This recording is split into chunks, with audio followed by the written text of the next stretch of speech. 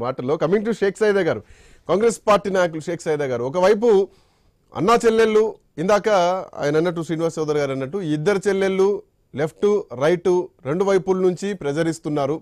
సరే ఆయన మాట ఆ పదం నేను ఎందుకు వాడాలి కానీ, ఇంకొక వైపు కాంగ్రెస్ పార్టీకి దేశవ్యాప్తంగా ఎదురవుతున్నటువంటి ప్రశ్న మీ అకౌంట్స్ అన్ని ఫ్రీజ్ చేయడం, కాంగ్రెస్ పార్టీని ఇబ్బంది పెట్టే ప్రయత్నం చేస్తున్నారు, ఎన్నికల్లోకి వెళ్ళడానికి కనీసం మాకు ట్రైన్ టికెట్ కొనుక్కోవడానికి ఖర్చులకు కూడా లేకుండా చేస్తున్నారంటూ కూడా మీరు భారతీయ జనతా పార్టీ మీద చేస్తున్నటువంటి విమర్శలు. ఎందుకు ఇట్లాంటి విమర్శలు అంటే కాంగ్రెస్ పార్టీ గెలుపు ధీమాతో ఉండి మీపైన చేస్తున్నటువంటి అటాక్ అనుకోవాలా? కమింగ్ టు ఆంధ్రప్రదేశ్ విషయానికి వస్తే ఆ అంశంతో పాటు కడప నుంచి జిల్లా మొత్తం స్వీప్ చేయాలన్నటువంటి ఉద్దేశం కాంగ్రెస్ పార్టీ కనిపిస్తున్నటువంటి క్రమంలో ప్రధానమంత్రి ఒక మాట అనడం జరిగింది. సో వీళ్ళిద్దరూ వేరువేరు కాదు, అన్నకు సహాయం చేయడానికి ఓట్లు చీల్చడానికి మాత్రమే షర్మిల ఎన్నికల టైంలో రాష్ట్రానికి రావడం జరిగింది అని చెప్పడం జరిగింది. ఏం చెప్తారు? శ్రీకాంత్ గారు, మీకు ప్యానెల్ ఉన్నటువంటి పెద్దలు అన్న శ్రీనివాస్ చౌదరి గారు, అలాగే సోదరి సుజాత గారు, జనసేన నాయకులు లక్ష్మణ్ గారు, అందరికీ నమస్కారం, శుభ సాయంత్రం. అలాగే ఐ న్యూస్ వీక్షకులందరికీ కూడా శుభ సాయంత్రం. ఈరోజు ముందుగా మనం ఒక అంశాన్ని మాట్లాడుకున్నట్లయితే, గతంలో నేను ఎందుకంటే 1994 నుంచి అంటే విద్యార్థి దశ నుంచి నేను రాజకీయాలు చూస్తా ఉన్నా. ఈ 30 సంవత్సరాల కాలంలో ఏదైనా అధికార పక్షం మీద ప్రతిపక్షాలు సాధారణంగా ఛార్జ్ షీట్ దాఖలు చేస్తాయి.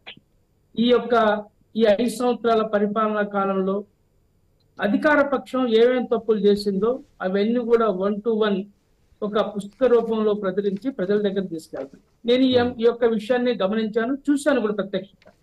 అయితే కొత్తగా ఈ అధికార పక్షం వైసీపీ ఈ రాష్ట్రంలో మరి ప్రతిపక్షాల మీద యొక్క పుస్తకాలు ముద్రించడం, సినిమాలు తీయటం అనేది నేను మొట్టమొదటిసారి చూస్తున్నా. శ్రీకాంత్ గారు, మీరు కూడా సీనియర్ జర్నలిస్ట్, మీరు గమనించుంటారు ఈ విషయాలు.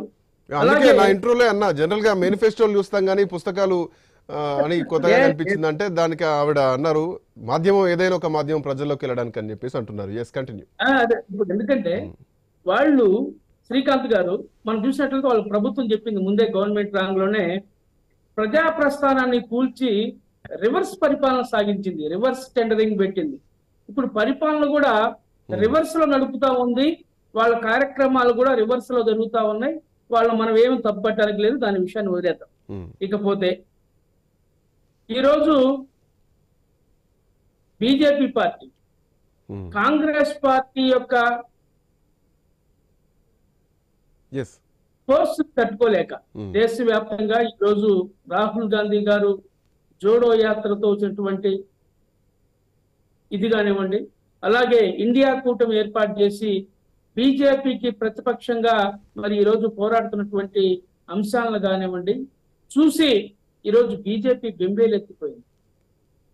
సామధాన దండోపాయాలతోటి ఏదైనా సరే ఇండియా కూటమిని నాశనం చేయాలా, కాంగ్రెస్ పార్టీని ఇబ్బంది పెట్టాలని చెప్పి రకరకాలుగా మరి ఎత్తుగడలు వేస్తా ఉంది, వ్యూహాలు పట్టుతా ఉంది.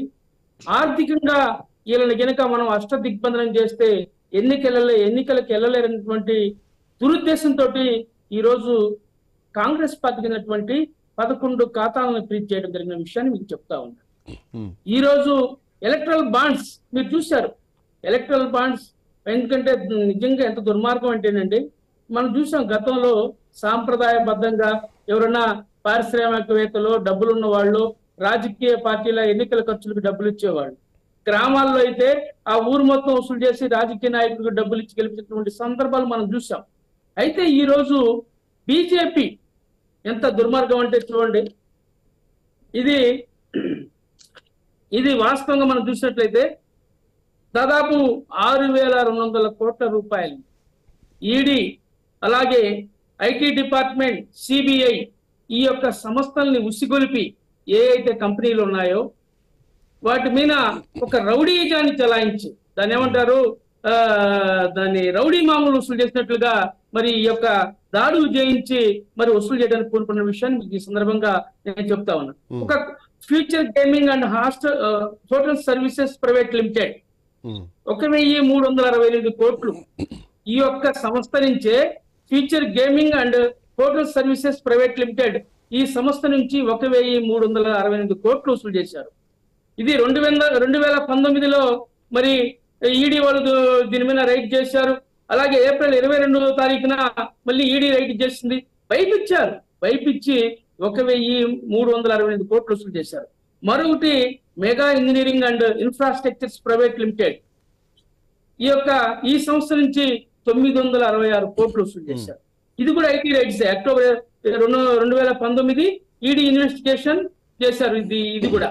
తర్వాత ఎంకే జైన్ గ్రూప్ 616.9 కోట్లు ఈడీ సెర్చ్ ఇన్ ఫిబ్రవరి 2021.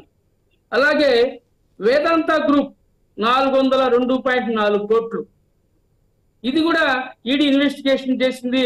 అలాగే చార్జెస్ కూడా since mid 2018, CBI investigation since 2022. ఇది దీని పరిస్థితి. అలాగే చెప్తున్న శ్రీకాంత్ గారు, ఈ లెక్కలు మాట్లాడుకుంటూ పోతే బానే ఉంటుంది. బట్ పాయింట్ అంటే శ్రీకాంత్ గారు ఎందుకంటే వీళ్ళు బీజేపీ వాళ్ళు ఏదో దేశభక్తుల్లాగా మరి ఏదో వీళ్ళే దేశాన్ని ఉద్ధరిస్తున్నట్లుగా, వీళ్ళకి అవినీతి తెలియనట్లుగా, కాంగ్రెస్ పార్టీ అంటే కరప్షన్, ఏదో దేశద్రోహ పార్టీ లాగా మమ్మల్ని చిత్రీకరించి మాయ మాటలతో బీజేపీ అంటేనే భారతీయ జూటా పార్టీ, బీజేపీ అంటేనే భారతీయ జుమ్లా పార్టీ, ఇలాంటి దొంగలు ఈరోజు కాంగ్రెస్ పార్టీని విమర్శిస్తా ఉన్నారు, అవినీతి పార్టీ అంటా ఉన్నారు. ఏంటి చెప్పండి లెక్కలు ఇవన్నీ కూడా. ఇంత దుర్మార్గంగా ఇంత కాన్ఫిడెన్స్ ఉన్నటువంటి కాంగ్రెస్ పార్టీ వైపు ఏపీ ప్రజలు ఎందుకు చూడట్లేదు? ఎందుకు తెలుగుదేశం పార్టీ, ఎందుకు భారతీయ జనతా పార్టీ, ఎందుకు జనసేన అలయన్స్ తోటి పోతుంది అన్నది ఇంకో ప్రశ్న అయితే కనుక, ఇప్పటికే అటు తెలుగుదేశం పార్టీ కానీ, అంటే ఈ మూడు పార్టీల అలయన్స్ కానీ, అటు వైసీపీ కానీ వైనాట్ 175 అంటున్నారు, వైనాట్ 175 160 ప్లస్ కొడతాం, ఈసారి అధికారం చేపడతాం అంటూ శ్రీనివాస్ గారు డిబేట్లోనే చెప్తున్నారు. ఆయన ఇంకా 2 రోజులు అయితే డేట్, ప్రమాణ స్వీకారం డేట్ కూడా చెప్తారేమో.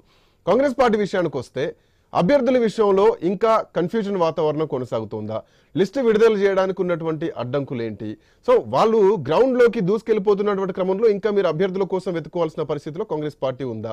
కాంగ్రెస్ పార్టీ వైపు చేరికలు ఎందుకు కావట్లేదు? అధికార పార్టీ నుంచి ప్రతిపక్ష కూటమి వైపు వెళ్తున్నారు కానీ అప్పట్లో అధికారంలో ఉన్నారు చాలా బలమైనటువంటి కాంగ్రెస్ పార్టీ వైపు ఎందుకు రాలేకపోతున్నారు? దీనికి తోడు భారతీయ జనతా పార్టీ నుంచి ప్రధానమైనటువంటి విమర్శ అన్నా చెల్లెళ్ళు ఇద్దరు ఒక్కరే ఓట్లు చీల్చడానికి వచ్చింది అన్నది వినిపించినటువంటి ప్రశ్న. సో వీటన్నిటికీ కలయికగా సమాధానం ఏమైనా తెలుసుకోవచ్చా? శ్రీకాంత్ గారు, మీరు అనుకున్నట్లుగా కాంగ్రెస్ పార్టీకి అభ్యర్థులు లేకనో బలం లేకనో మేము ఇంకా వెనకం చేస్తున్నాం అని చెప్పి అనుకునేది కరెక్ట్ కాదు. ముఖ్యంగా మేము కాంగ్రెస్ పార్టీ షర్మిలమ్మ గారు పిసిసి అధ్యక్షురాలుగా బాధ్యతలు చేపట్టిన తర్వాత ఇప్పటికే 3 సభలు నిర్వహించాం. మీరు చూశారు. తిరుపతి కానివ్వండి, అనంతపూర్ కానివ్వండి, వైజాగ్ కానివ్వండి. వైజాగ్ మీటింగ్ కి మరి పక్కనున్న రాష్ట్రం ఉన్నటువంటి రేవంత్ రెడ్డి గారు వచ్చారు. సభ బ్రహ్మాండంగా జరిగింది. అలాగే మొదటి సభ అనంతపూర్ లో జరిగితే మల్లికార్జున ఖార్గే గారు వచ్చారు. ఎక్సలెంట్ గా మరి సభ జరిగింది. వేలాదిగా ప్రజలు మరి పెద్ద ఎత్తున ఈ రోజు వస్తా ఉన్నారు. ఎందుకంటే కాంగ్రెస్ పార్టీకి దాదాపు 1500 మంది అప్లికేషన్లు పెట్టారు. 175 అసెంబ్లీ కాన్స్టిట్యున్సీలకు కానివ్వండి, అలాగే 25 పార్లమెంట్ కానివ్వండి, దాదాపు 1500 పైచిలకు మరి దరఖాస్తులు వచ్చాయి. ఒక్కొక్కరు 25,000 రూపాయలు అప్లికేషన్ పెట్టి కొన్నారు. అలాగే 10,000 రూపాయలు దరఖాస్తు ఫారాలు అసెంబ్లీకి అప్లై చేసి అప్లికేషన్ తీసుకొని అప్లై చేశారు. ఇవన్నీ కూడా ఎందుకంటే కాంగ్రెస్ పార్టీ ఈ దేశంలో రాహుల్ గాంధీ గారి నాయకత్వంలో రోజు రోజుకు పుంజుకుంటా ఉంది. ఇది వాస్తవం. అలాగే ఈ రాష్ట్రంలో కూడా జగన్మోహన్ రెడ్డి అవినీతి పాలనకు వ్యతిరేకంగా ఈ రోజు కాంగ్రెస్ పార్టీ మరి సన్నద్ధం అవుతా ఉంది. అన్ని పక్షాలను కూడగడతా ఉంది. ఈ రోజు మా నాయకురాలు షర్మిలమ్మ గారి నాయకత్వంలో విజయవాడ నగరంలో బాలోత్సవ భవన్లో మరి సిపిఐ, సిపిఎం, అలాగే ఇతర ప్రతిపక్ష పార్టీలు, ప్రజా సంఘాలు, మహిళా సంఘాలు అందరితో మాట్లాడి ఇండియా కూటమికి మరి మద్దతు ఇచ్చే విధంగా మరి మాట్లాడిన విషయాన్ని ఈ సందర్భంగా మీకు గుర్తు చేస్తా ఉన్నా. ఎందుకంటే ఈ రోజు ఏదో అంటారు మోడీ గారు ఆడేలా మధ్యలో ఉన్నట్టు. మరి మా గురించి I'll come back to you. Remaining me.